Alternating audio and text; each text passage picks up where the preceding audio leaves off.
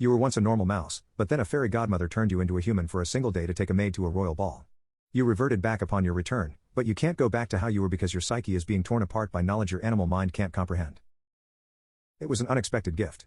Not the pain of transformation, nor the theft of the new shape scant hours later, but the knowledge of a greater world.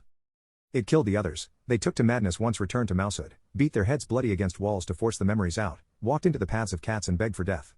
Not me, the pain was strong but I was stronger. I held my mind together through will alone, crushed and pruned the torrent of thoughts until my skull only shook but did not shatter with the weight of them. A mouse's mind cannot hold a man's experience, but it can hold an amalgam of it, a compressed and alloyed form that keeps nothing except what matters. I forgot everything. Ripped the pumpkin and the princess and the endless glittering glories of consciousness from my brain, left myself with nothing but the memory of having memories and, most precious of all, a single, diamond purpose, to regain all that had been stolen from me. I know what humans think of us. It was not mere food or flesh that motivated me, these are fine things, but only signifiers of what I needed.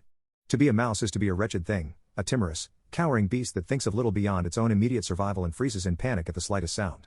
For a brief space, I had been greater than this. As a man, I feared nothing. Not the silent footsteps of cats, the heavy hooves of horses, the shrill screams of scullery maids. All these things were at my command, obedient to a flung stone, an iron bit, a sneer and a whispered word.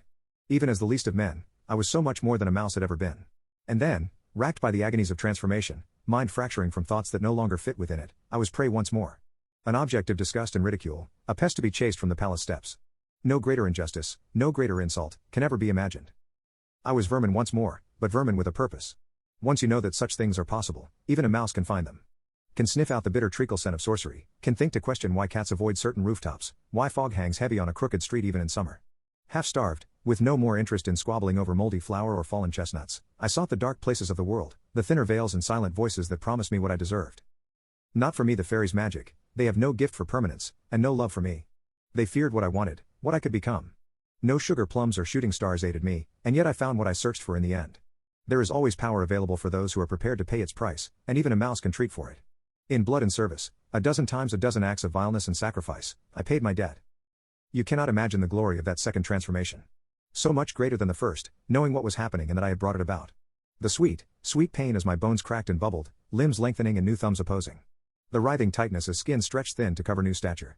Hours and hours of agonizing pain as I became more rat than mouse, and then more man than either, but I would bear every second of torment 1,000 times over for this form I wear. I know I am not human, I do not wish to be. I have kept my tail and teeth, my nose and fur. I am a man for all that, though those who glimpse me shriek and flee in terror.